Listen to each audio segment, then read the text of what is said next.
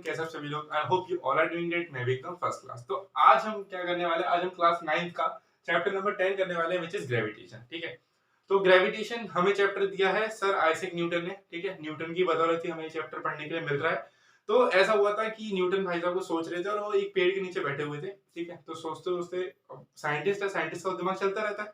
तो वो पेड़ के नीचे जब बैठे हुए थे तो उन्होंने, मतलब एप्पल का ट्री था, तो एक सेब आके उनके सिर पे गिर गया।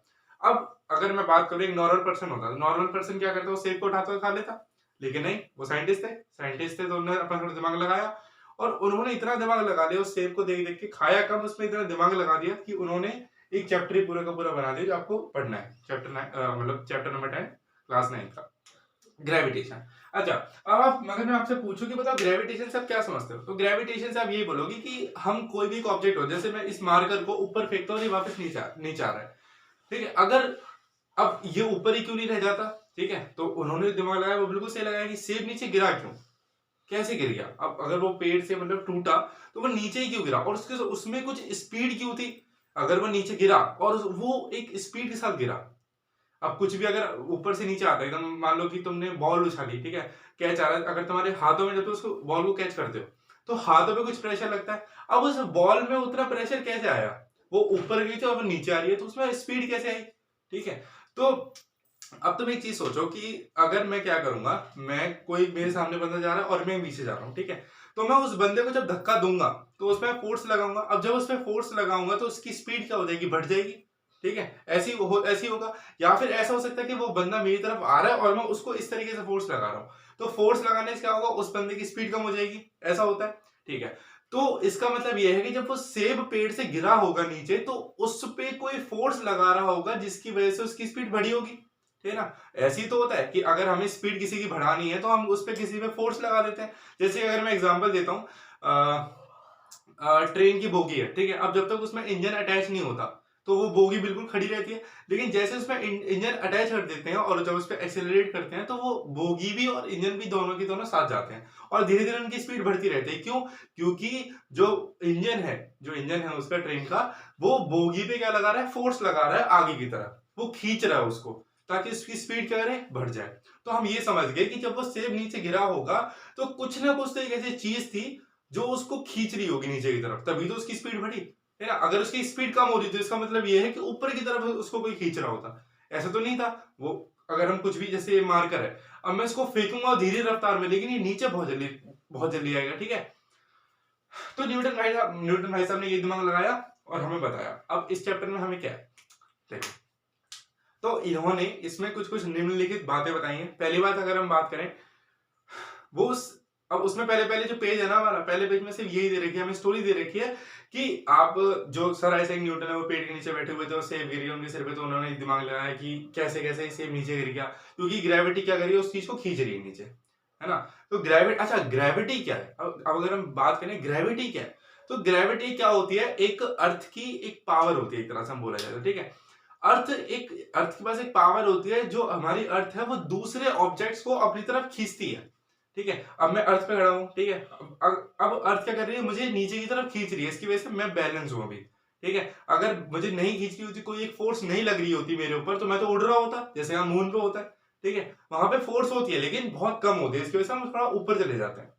अच्छा, अब यहाँ पे जो हमारा ये वाला जो पार्ट है, जो स्टोरी वाला पार्ट है, उसके बाद खत्म होने के बाद एक चीज यहाँ पे लिखी होती है, एक बुक में आप पढ़ना, सेंट्रीपिटल फोर्स के नाम से। अब अगर हम बात करें कि सेंट्रीपिटल फोर्स होती क्या है, ये सबसे इंपॉर्टेंट फोर्स, मतलब फोर्स है, ये सेंट्रीपिटल फोर्स क्या होती है,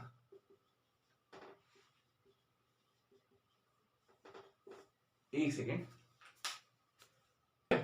तो ये सेंट्रीपिटल फोर्स क्या होती है, देखो, सेंट्रीपिटल फोर्स का एक एग्जांपल हम लेते हैं, जैसे हमने बचपन में हर बार कर रखा है, कोई भी अगर लोहे की चीज किसी रस्सी में बंधी होती है तो हमारा तो मन ही होता है, मतलब हम तो कुछ ना कुछ तो करते रहते हैं, हम कोई कलाकारी करते रहते हैं। उस हमने रस्सी को पकड़ा और उस रस्सी को हम इस तरीके से घुमाते हैं, तेज तेज से घुमाते हैं। तो उसको जब हम घुमा रहे होते हैं, अब तुम खुद सोचो, उसको हम घुमा रहे हैं, ठीक है, अब एक मैं क्या कर रहा हूं, मैं उसको इस तरीके से फेंक रहा हूं और एक क्या कर रहा हूं, मैं उस तरीके को ऐसे घुमा रहा हूं, उस चीज को। ठीक है, जब मैं उस चीज को ऐसे घुमा रहा हूंगा ना, तो अब तुम खुद सोचो, जब तुम उसको घुमाते हो तो तुम्हारे हाथ पे एक फोर्स महसूस होती है। वो फोर्स पता है किसकी वजह से होती है, तुम उस चीज को खींच रहे होते हो अपनी तरफ ताकि वो कहीं दूर ना चली जाए।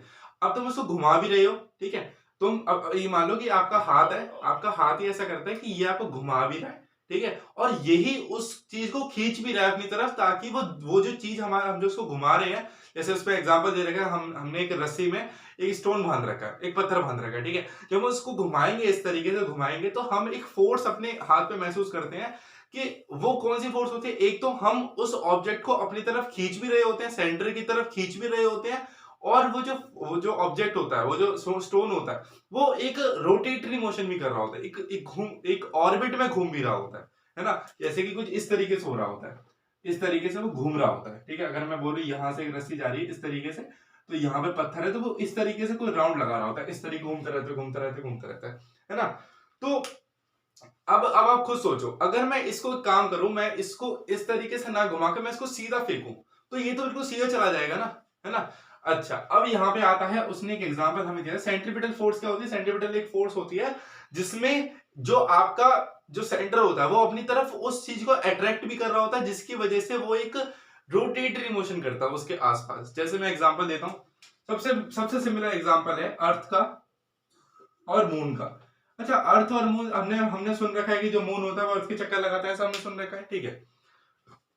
हम बोलते हैं ना कि जो प्लैनेट्स होते हैं वो अपने एक फिक्स्ड ऑर्बिट में सन के अराउंड रिवॉल्व करते हैं। उसी तरीके से अर्थ भी, अर्थ के अराउंड जो मून होता है वो भी एक फिक्स्ड ऑर्बिट में रिवॉल्व करता है, घूमता है, ठीक है। अच्छा, ये फिक्स्ड ऑर्बिट में कैसे घूम लेता है? देखो, मैंने जैसे एग्जांपल बताया ना, ये जो हमारा मून होता है ये भी एक सेंट्रीपिटल फोर्स का अपने अपने अंदर एक्सपीरियंस करता है। कैसे? अच्छा, ये सेंट्रीपिटल फोर्स लगा कौन रहा होता है इसके ऊपर?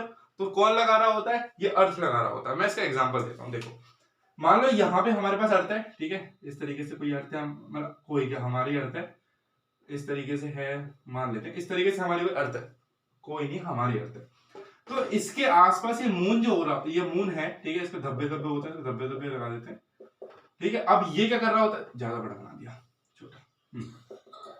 ये क्या कर रहा होता है, ये कुछ इस तरीके से मोशन कर रहा होता है, इस तरीके से घूम रहा होता है, ठीक है। ये इस तरीके से क्या कर रहा होता है, रिवॉल्व कर रहा होता है एक फिक्स्ड ऑर्बिट में। अच्छा, अब ये कैसे कर रहा होता है, अब तुम खुद सोचो, जब तुम उस चीज को घुमा रहे होते हो ना, जब वो पत्थर को तुम घुमा रहे हो, ठीक है, अब तुम क्या करो, तुम मतलब घुमाते घुमाते तुरंत उस चीज को छोड़ दो, अपने हाथ से छोड़ दो, तो तुम देखोगे अगर तुम इस तरीके से घुमा रहे हो ना, जैसे छोड़ोगे तो वो आगे की तरफ, बहुत आगे की तरफ चला जाएगा, वो उसके ऊपर एक फोर्स लग जाएगी, उसको एक फ्री फोर्स मिल जाएगी कि हाँ भैया हम उसको अब जा सकते हैं दूर, है ना, ऐसा होगा। तो वैसे यहाँ पे क्या होता है, जो अर्थ होता है ना, अर्थ इस पे एक सेंट्रीपिटल फोर्स लगा रहा होता है, किसके ऊपर, मून के ऊपर, जिसकी वजह से जो आपका मून होता है वो एक इस तरीके से इस शेप में घूमता है, रोटेटरी मोशन करता है अराउंड द अर्थ। तो अर्थ क्या कर रहा होता है, अर्थ एक फोर्स लगा रहा होता है, किसके ऊपर, मून के ऊपर एक फोर्स लगा रहा होता है, जिसका नाम क्या होता है, सेंट्रीपिटल फोर्स होता है, ठीक है।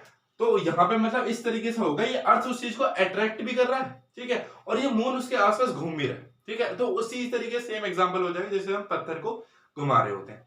अगर मैं क्या बताऊं, अगर मैं वैसे मैं सेम एग्जांपल हूं, अगर इसने क्या करा, इसने फोर्स लगाना बंद कर दिया, इस अर्थ ने इस मून के ऊपर फोर्स लगाना बंद कर दिया, तो क्या होगा, अब इसके ऊपर इसकी तरफ कोई खींचने वाली कोई फोर्स ही नहीं है, तो ये क्या करेगा, ये फ्री हो जाएगा एकदम ही, ये जो मून होगा हमारा ये फ्री हो जाएगा, ये मून बिल्कुल सीधा चला जाएगा, ये अपने कोई एक स्ट्रेट लाइन लेके वो निकलता चला जाएगा। जैसे मैंने एग्जांपल बताया, उस पत्थर को घुमा घुमा के एकदम ही छोड़ दो तो वो सीधे डायरेक्शन में आगे की तरफ चला जाएगा, ऐसे ही हुआ होगा। तो हमें यहां से ये पता लग गया कि जो अर्थ होती है वो एक मून के ऊपर कौन सी फोर्स लगा रही होती है, सेंट्रीपिटल फोर्स लगा रही होती है, ठीक है। ये बात भी किसने बताई, हमारे न्यूटन बोल रहा हूं, न्यूटन भाई साहब ने बता दी, ठीक है। अब यहां पे उन्होंने एक और चीज बताई थी कि मैं जैसे बोलूं कि उन्होंने एक चीज बताई थी कि जैसे हर एक ऑब्जेक्ट होता है, ठीक है, हर एक ऑब्जेक्ट दूसरे ऑब्जेक्ट को अट्रैक्ट कर रहा होता है।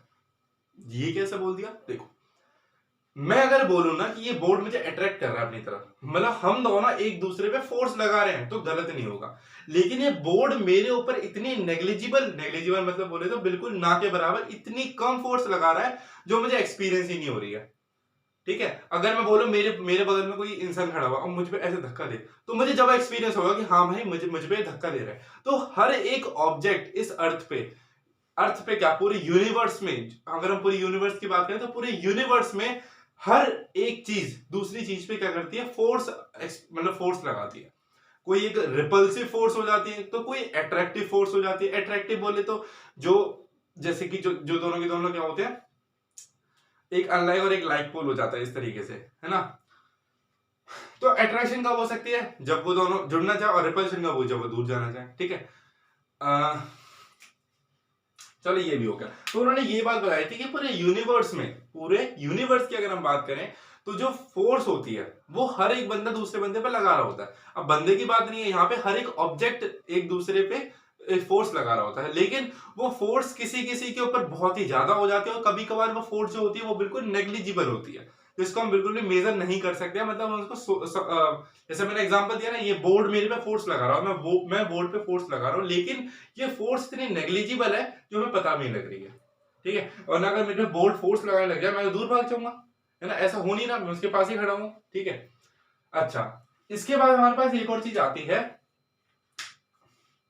Centripetal force. समझ में आ गया? सेंट्रीपिटल फोर्स का मतलब क्या हुआ कि ये मून क्या होगा, अर्थ की तरफ अट्रैक्ट भी हो रहा होगा और एक घूम भी रहा होगा। अच्छा, अगर मैं बोलूं कि जो अब मैं अर्थ की बात लेता हूं, ये मान लेता हूं इस तरीके, देखो ये सन है, ठीक है, ये सन है, और यहां पे मान लेते हैं अर्थ है, अपनी अर्थ है, ठीक है, और ये क्या कर रही है, इसके अराउंड क्या कर रही है, रिवॉल्व कर रही है एक ऑर्बिट में, ठीक है। अच्छा देखो, और यहां पे मान लेता हूं मून है, अच्छे समझ में आएगा, एग्जांपल है एक तरह से, ये भी क्या करता है, इसके एक ऑर्बिट में मूव करता है।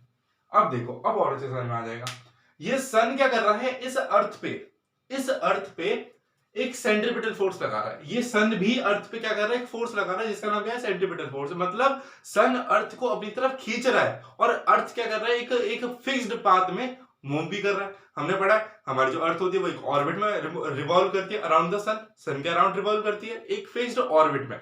अच्छा, फिक्स्ड ऑर्बिट में मतलब क्या होता है, अगर मैं तुम्हें बोलूं, ठीक है, जैसे मान लो तुम्हें एक रेस ट्रैक दे दिया है, ठीक है, और वो एक तरह से खुला हुआ है, तो उस पे तुम बिल्कुल सीधे सीधे भागोगे, तो हो सकता है कि तुम दूसरी लाइन में चले जाओ, फिर तीसरी लाइन में चले जाओ।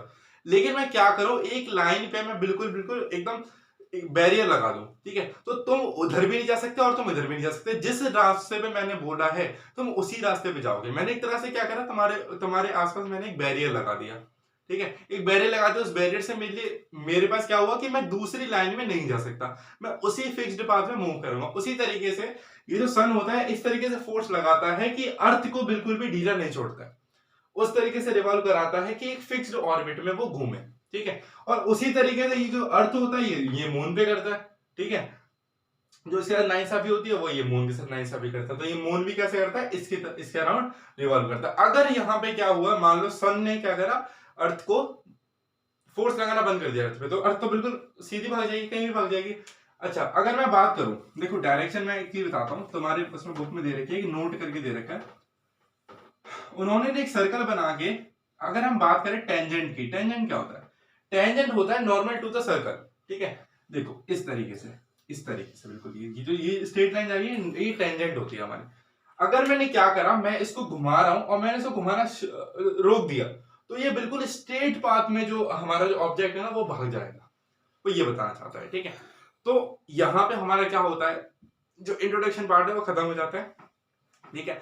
अब हमारे पास क्या होगा, अब हमारे पास एक सेकंड पार्ट आएगा जिसमें हम क्या करेंगे, लॉ ऑफ यूनिवर्सल जो ग्रेविटेशन वाला जो लॉ है वो हम उसको पढ़ेंगे अगले वाले लेक्चर में, ठीक है। इस वाले लेक्चर में सिर्फ और सिर्फ बेसिक था, इंट्रोडक्शन था, क्या क्या चीजें हैं इसमें, सेंट्रीपिटल फोर्स हमने कवर करा जो बहुत ज्यादा इंपॉर्टेंट है, ठीक है। तो नेक्स्ट लेक्चर में हमारा क्या आएगा, यूनिवर्सल लॉ ऑफ ग्रेविटेशन आएगा, ठीक है। Till then bye bye.